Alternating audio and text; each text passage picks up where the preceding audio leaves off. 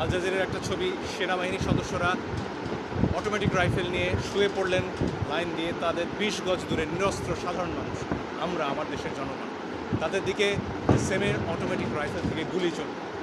এর দৃশ্য দেখার পরে আসলে বাসায় বসে থাকার কারো কোনো সুযোগ নেই।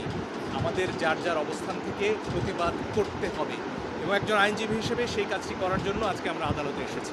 আমরা আদালতে বলেছি নিরস্ত্র প্রতিবাদকারীদের উপরে গুলি চলতে পারে না, যেটিকে ইংরেজিতে লাইভ রাউন্ড বলা হয়, সেটি করার কোনো সুযোগ নেই।